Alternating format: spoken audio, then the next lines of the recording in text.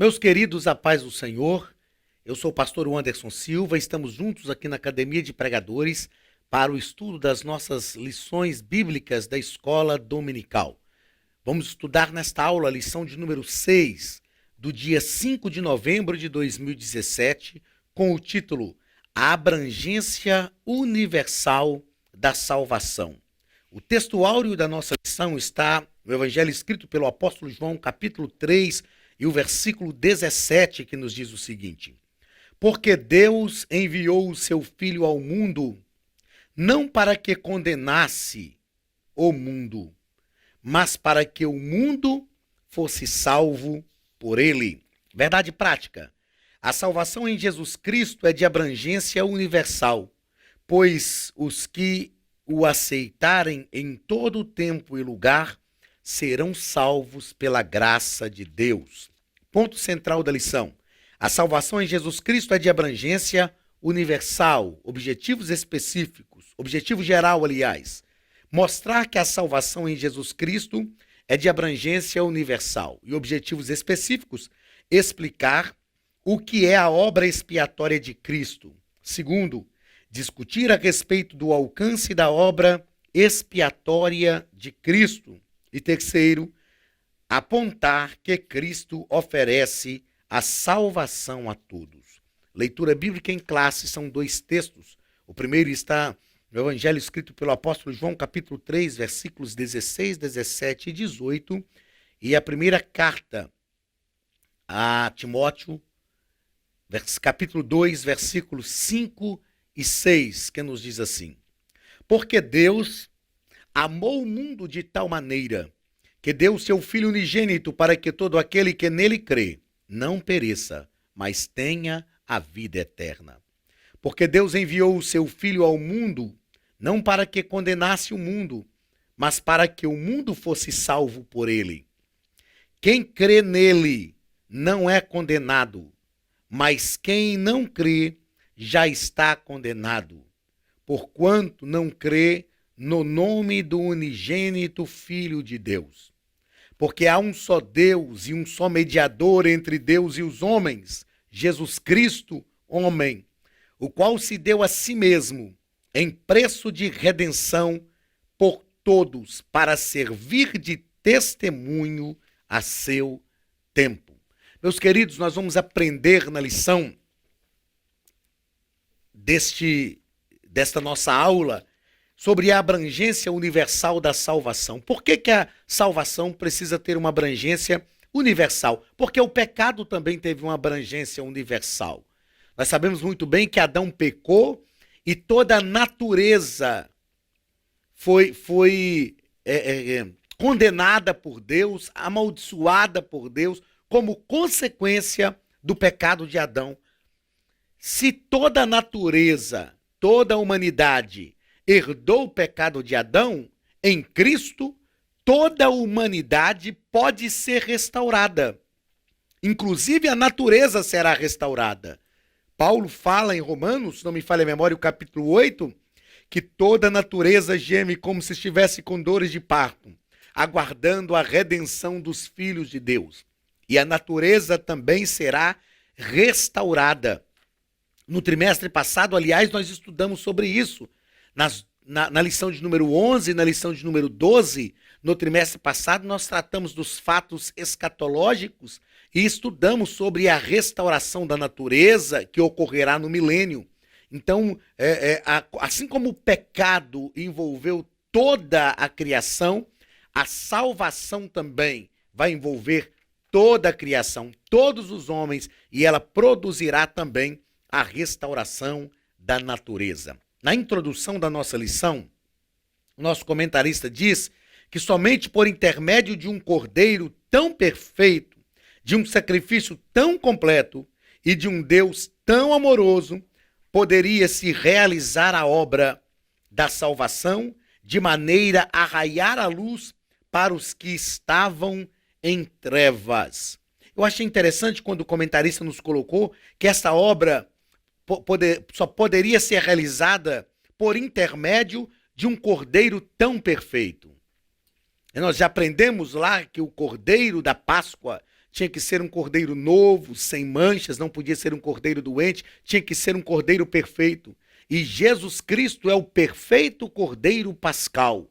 Então, somente através deste Cristo, que é o cordeiro tão perfeito, somente através de um sacrifício tão completo, infalível, que é o sacrifício do próprio Cristo, e de um Deus tão amoroso, que João diz, ele amou o mundo de tal maneira, de uma maneira inexplicável. Somente através dessa plenitude do Cordeiro, dessa plenitude do sacrifício e dessa plenitude do amor, poderia se executar uma obra de salvação tão plena. Primeiro ponto, o que é a obra expiatória de Cristo? Primeiro parágrafo, a necessidade de expiação. A necessidade de expiação ocorreu, surgiu por causa do pecado.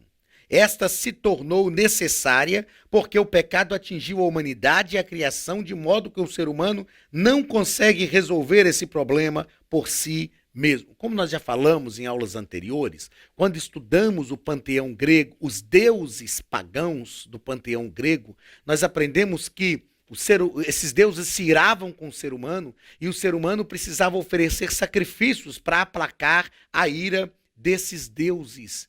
Porém, o pecado contra Deus, o ser humano não podia resolver, porque ele era o pecador. Ele era o transgressor. O ser humano é o transgressor. Então, Deus resolveu esse problema. O homem produziu o problema, mas Deus trouxe a solução. Eu acho interessante como que os atos da humanidade se repetem. E eu sempre brinco em sala de aula e digo para os alunos assim, vamos falar sério. E eu quero dizer isso a você neste momento. Vamos falar sério. Quantos problemas que nós produzimos e não conseguimos resolver? Quantas vezes que nós cometemos falhas que nós não conseguimos resolver? Porém, Deus, pela sua infinita misericórdia, ele resolve, ele assume. Jesus Cristo fez isso, Jesus Cristo assumiu a nossa responsabilidade e ele resolveu o problema. Como é que Deus resolveu isso? Através do sacrifício expiatório, substituindo o pecador pelo justo cordeiro. Então, o inocente assume o lugar do culpado. O inocente assume o lugar do culpado. Eu não sei se você que é o nosso aluno aqui, nosso ouvinte aqui na Academia de Pregadores, nosso espectador aqui, não é? Já assistiu um filme chamado Crônicas de Nárnia. O primeiro filme é A Feiticeira, o Leão e o Guarda-Roupa. Esses filmes foram produzidos a partir dos escritos. Crônicas de Nárnia são escritos de C.S. Lewis, um teólogo do século XVIII, conhecido como o Teólogo da Graça. E tem uma cena deste primeiro filme, que o C.S. Lewis, que foi baseado no primeiro livro do C.S. Lewis, Crônicas de Nárnia, A Feiticeira, o Leão e o Guarda-Roupa, que tinham lá 4 irmãos, e o Edmundo traiu os outros 3 irmãos, o seu irmão e suas 2 irmãs.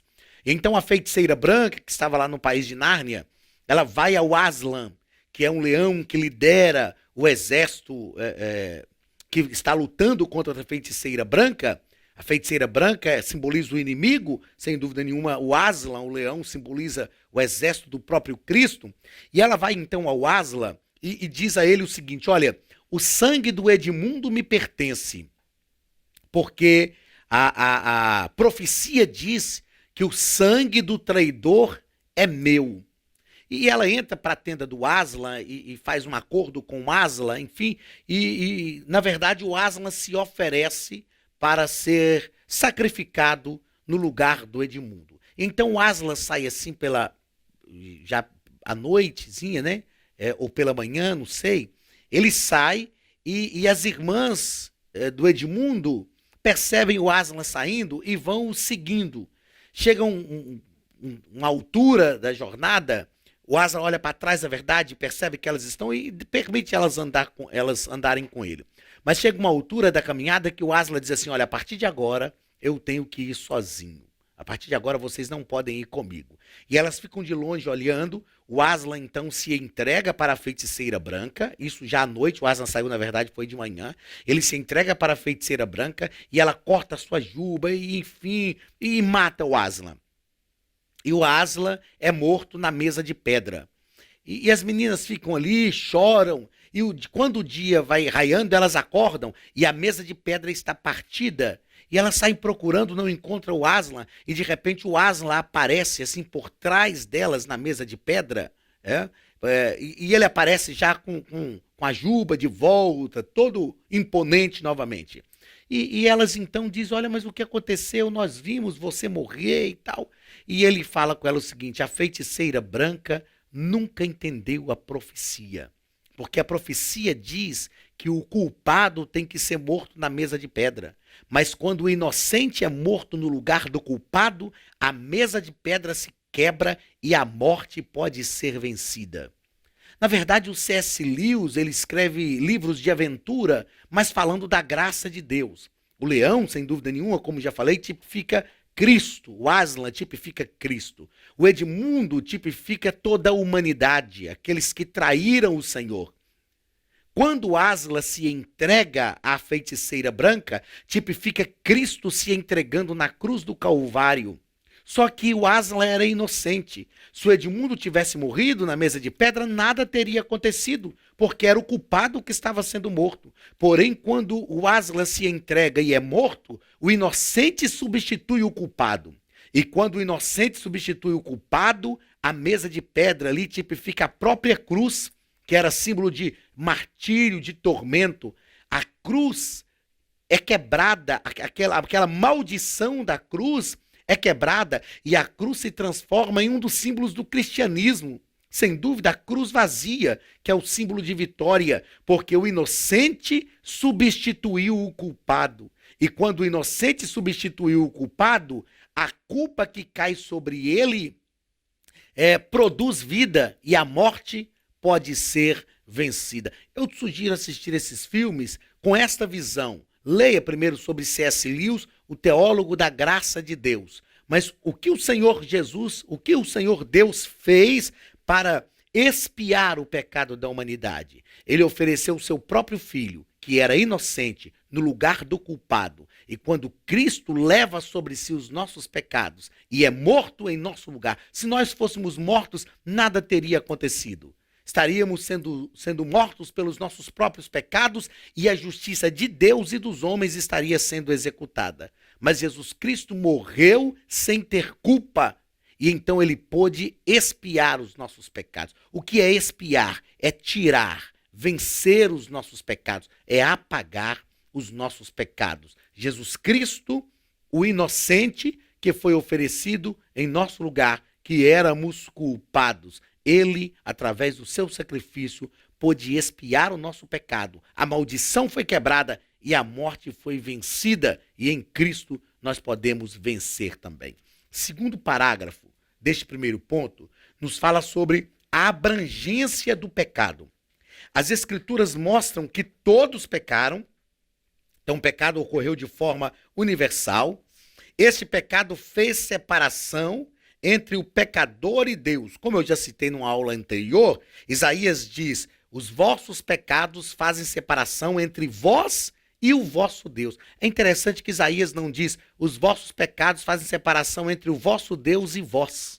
A ordem é essa.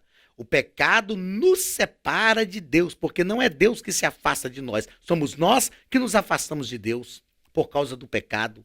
Não é Deus que deixa de se aproximar, somos nós que não nos aproximamos. Mas lá na cruz, Jesus pagou o preço do nosso pecado, para que nós pudéssemos. Aí o escritor aos Hebreus, eu acho a Bíblia magnífica por isso. O escritor aos Hebreus diz: portanto agora, eu já citei isso numa outra aula, entremos diante dele com plena convicção e inteira certeza de fé. Por que nós podemos nos achegar a Deus agora? Porque os pecados já foram pagos na cruz do Calvário. O preço já foi pago. Nós não precisamos mais estar separados de Deus. Meus queridos, como seria bom se toda a humanidade compreendesse isso?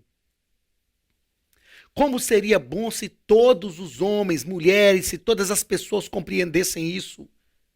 Que Jesus já pagou pelos nossos pecados, que nós podemos nos aproximar, que nós podemos nos achegar, não precisamos de mediador, porque a Bíblia diz que só há um mediador entre Deus e os homens. A leitura bíblica em classe que nós lemos fala isso. 2 Timóteo capítulo 2, versículo 5, porque há um só mediador, há um só Deus e um só mediador entre Deus e os homens, Jesus Cristo, homem. Porque o Jesus Cristo, homem, pode mediar? Porque ele se tornou homem, não pecou, e ele foi o inocente que foi oferecido para expiar os nossos pecados. Os nossos pecados estavam nele. E a Bíblia diz que Deus estava em Cristo reconciliando consigo o homem. Se todos entendessem isso, seria tão fácil. Ninguém precisa estar afastado de Deus, porque os nossos pecados já foram perdoados por ele. Terceiro parágrafo do primeiro ponto. A expiação de Cristo. Enquanto os sacrifícios do Antigo Testamento apenas minimizavam a situação do pecador, só dava um acesso ali temporário, e toda vez que pecava tinha que oferecer o sacrifício de novo, então pecava, oferecia o sacrifício, o caminho estava livre. Aí depois pecava, tinha que oferecer o sacrifício de novo para que o caminho estivesse livre. Só minimizava a situação do pecador. A obra expiatória de Cristo resolve de uma vez por todas o grave problema do pecado. É a carta aos Hebreus. Quando o escritor aos Hebreus diz que Jesus Cristo ofereceu sacrifício não por si mesmo, porque não precisava, porque ele não pecou, mas de uma vez por todas ofereceu o sacrifício de uma só vez. Ninguém mais precisa oferecer o sacrifício. Nós já falamos isto aqui durante esse trimestre, é o tetelestai, está consumado. Ninguém pode mudar, está feito, foi feito, está feito e continuará feito. Então a obra expiatória de Cristo foi de uma vez por todas. Segundo ponto da nossa lição, o alcance da obra expiatória de Cristo. Primeiro parágrafo, a impossibilidade humana. Toda tentativa do ser humano de manter-se puro, sem pecado e por esforço próprio, fracassou. Ninguém, nenhum homem conseguiu. Ninguém conseguiu. Somente o Senhor Jesus pôde resolver tal problema. Em Cristo, nós temos poder para vencer o pecado. A Bíblia vai nos falar de homens magníficos, de homens tremendos. Alguns deles eu nem vejo relatos de alguns problemas que eles cometeram. José, por exemplo, qual o erro de José? Que erro que a Bíblia relata que José cometeu? Ele contou os sonhos para os seus irmãos. Se nós não pudermos contar os nossos sonhos para os nossos familiares, para quem mais poderemos? José era fofoqueiro, levava os problemas dos seus irmãos para seu pai. Não, ele levava para quem podia resolver, que era o pai. Eu não vejo erros, a Bíblia não relata erros de José. Mas José morreu e não pôde expiar os nossos pecados. Jesus não, Jesus morreu no Calvário pelos nossos pecados. Ele ressuscitou ao terceiro dia e está vivo para todo sempre, para nos dar poder para vencer o pecado. Em Cristo é possível vencer o pecado, porque Jesus Cristo conseguiu efetuar o sacrifício expiatório. Através do seu sacrifício vicário, ele expiou os nossos pecados. Ele apagou os nossos pecados, extinguiu de uma vez por todas os nossos pecados. Pastor, mas nós ainda pecamos. Mas quando João fala disso, filhinhos, não pequeis, mas se pecais, a norma é não pequeis. Esta é a norma.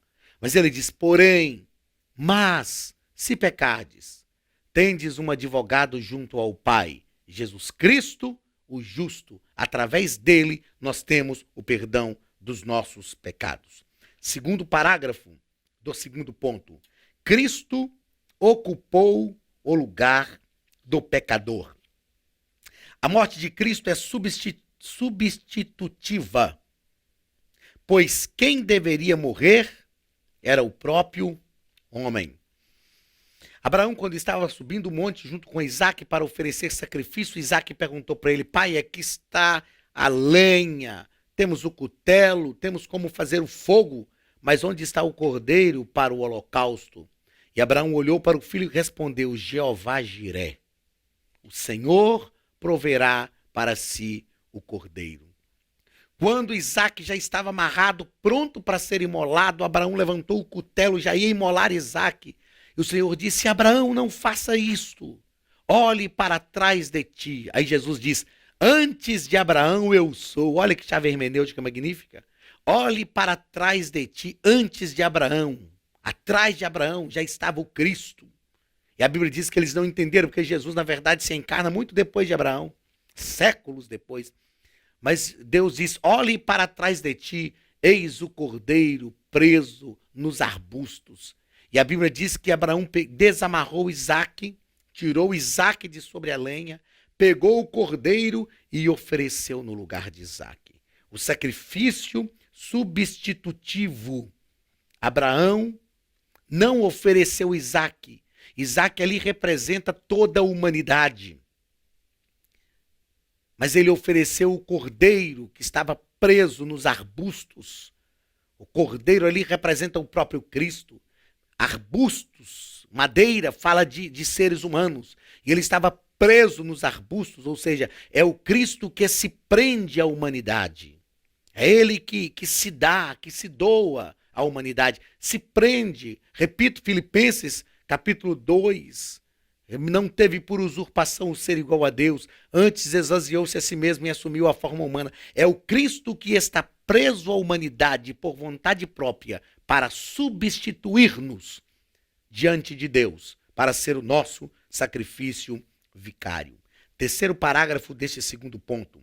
Alcance universal da obra expiatória. O alcance da obra expiatória operada por Cristo é universal, pois ela envolve todos os homens e o homem todo, espírito, alma e corpo, alcançando todo mundo. Existe um lema, na verdade, existe um tratado em missões e uma ação que existe no mundo inteiro chamada de missão integral. O que é a missão integral? A missão integral é uma ação missionária que trabalha em cima de um lema. Qual é o lema da missão integral? O evangelho todo, para o homem todo, em todo o tempo. Este é o lema da missão integral. O evangelho todo, para o homem todo, em todo o tempo. O alcance da obra expiatória de Cristo passa por esse mesmo caminho do lema da missão integral.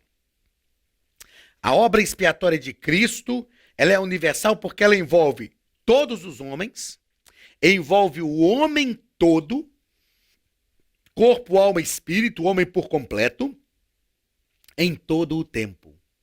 Ah, mas e aqueles que morreram antes de Cristo? É só nós lermos o capítulo 11 da carta aos Hebreus, os heróis da fé. O escritor aos Hebreus, ao falar dos heróis da fé, fala que eles morreram sem alcançar a promessa, mas morreram na esperança da promessa, do Messias. O escritor diz que eles viram-na de longe. Então, o que salvava no Antigo Testamento era a esperança na promessa do Messias, que apontava também para Cristo. Então, a obra expiatória tem um alcance universal. A esperança no Messias, mesmo que eles não presenciaram, não viram. Aí o escritor aos Hebreus, depois de falar dos heróis da fé, dessa esperança deles, dessa crença deles, aí ele diz: como escaparemos nós se não atentarmos para uma tão grande salvação? Esta salvação que é a salvação prometida desde o Antigo Testamento. Aí chega no capítulo 12, ele diz: portanto, nós que estamos rodeados por uma tão grande nuvem de testemunhas, deixemos todo o embaraço e o pecado que tão de perto nos rodeia. Outra tradução diz que tenazmente nos assedia e corramos com paciência a carreira que nos está proposta, olhando para Jesus, autor e consumador da nossa fé. Então, Cristo promoveu a universal obra expiatória, a plenitude da obra expiatória. Terceiro ponto, Cristo oferece salvação a todo mundo. Primeiro parágrafo, perdão, libertação e cura. O maior resultado da salvação operada por Jesus é o perdão dos pecados e a reconciliação do pecador com Deus. A palavra de Deus nos diz que, sendo, pois, justificados pela fé, temos paz com Deus. Eu digo, lembrando desse texto, que se Deus não nos desse bênçãos nenhuma, só de termos paz com Deus, isto já estava bom demais. Meu querido, o que é ter paz com alguém? Ter paz com alguém é poder estar no mesmo lugar que a pessoa está e desfrutar de comunhão com esta pessoa. Isto é ter paz. Já viu que às vezes, quando nós não temos paz com uma pessoa, tem um problema, alguma coisa, nós estamos assim numa festa, num lugar que essa pessoa chega, nós ficamos incomodados. E a gente já quer sair dali, já quer se afastar, porque nós não desfrutamos de paz com aquela pessoa. Mas quando nós temos paz com alguém, a pessoa chega e nós ficamos tranquilos. Quando Paulo escreve dizendo, sendo, pois, justificados pela fé, temos paz com Deus. Isso quer dizer que a justificação que o Senhor Jesus promoveu para todos nós nos faz estar no mesmo lugar que Deus está e desfrutar de comunhão com Ele. Se Isaías disse que os nossos pecados nos separam de Deus, Paulo disse, mas nós somos agora justificados pela fé. Nós temos paz com Deus. Somos pecadores, mas pecadores regenerados, restaurados pelo sacrifício de Jesus. Pecadores que estão cobertos com o sangue de Jesus, o sangue expiatório do Calvário. E isso nos dá a condição de desfrutar de comunhão com Deus e poder estar no mesmo lugar onde Ele está. Que bênção para a nossa vida. Como é bom saber disso. Como é bom entendermos estas coisas. Muito bem, vamos à frente. Segundo parágrafo do terceiro ponto. A salvação é para todo mundo. Essa oferta de salvação é a evidência de que o reino de Deus chegou. Os judeus pensaram que a salvação era só para eles. Eles entenderam, nós somos a nação escolhida por Deus, então Deus tem um compromisso conosco, Mas quando Deus chamou Abraão, parece que eles não entenderam essa parte. Deus chamou Abraão e disse, Abraão, anda na minha presença e ser perfeito. Sê tu uma bênção. Eu abençoarei os que te abençoarem, amaldiçoarei os que te amaldiçoarem. Em ti serão benditas todas as famílias da terra. A salvação nunca foi só para Israel. A salvação sempre foi para o mundo inteiro. João escreveu o texto áureo da Bíblia, capítulo 3, versículo 16. Porque Deus amou o mundo de tal maneira que deu o seu Filho único para que todo, não só para Israel, para que todo aquele que nele crê não pereça, mas tenha a vida eterna. Quando Deus deu a lei a Moisés, o Senhor falou com Moisés, olha, não é só para vocês, Moisés. O estrangeiro, o Senhor disse assim, olha, o estrangeiro que quiser habitar no meio de vocês, pode. Ele só precisava fazer o pacto da circuncisão. A salvação sempre visou o mundo inteiro. Israel não entendeu. Achou que eles eram o povo predileto, o escolhido. Sem dúvida, a eleição de Israel foi para que todo mundo conhecesse o Salvador através deles. E o projeto de Deus era que através de Israel o Messias se manifestasse ao mundo. E este projeto se cumpriu. O Messias se manifestou ao mundo através de Israel. Mas Deus sempre visou o mundo inteiro, porque a salvação é para todo mundo. Terceiro parágrafo e último parágrafo da nossa lição. A responsabilidade do cristão. Uma das mais importantes responsabilidades do cristão é o compromisso de compartilhar o evangelho por intermédio do ID de Jesus. Meus queridos, não existe evangelho sem compaixão. Uma vez livres do pecado, Nós somos impulsionados por Deus a apregoar a mesma liberdade que nós experimentamos. Aqueles que se dizem crentes, cristãos, salvos na pessoa de Jesus, mas que não têm o desejo de ver outras pessoas sendo salvas, precisa repensar o seu cristianismo. Precisa repensar esta entrega, porque na verdade não houve transformação. É simples, simples. Evangelho escrito pelo apóstolo João, capítulo 4. Jesus vai na cidade de Sicar, na região de Samaria, e encontra com a mulher samaritana. A Bíblia diz que quando Jesus se revelou àquela mulher, quando ela entendeu que ele era o Cristo, primeiro ela reconheceu que ele era judeu. Como sendo tu judeu, pede beber a mim que sou samaritana. Aí depois Jesus ofereceu a água, ela falou que queria água, Jesus mandou ela chamar o marido, ela disse que não tinha marido, Jesus falou, disseste com verdade, porque tiveste 5 que agora tens não é teu. Ela diz, vejo que tu és profeta. Olha, ela reconhece primeiro Jesus como homem, depois Jesus como profeta.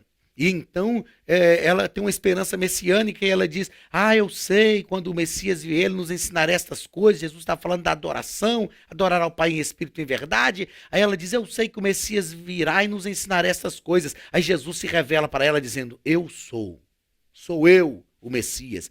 A Bíblia diz que a mulher deixa o seu cântaro junto à fonte e sai correndo pela cidade, anunciando, eu encontrei um homem que contou toda a minha vida, porventura não é esse o Cristo que esperávamos, e saiu, e as pessoas vieram até Jesus e ouviram as palavras de Jesus. Se você continuar lendo o texto, as pessoas depois disseram para ela, olha, nós cremos agora.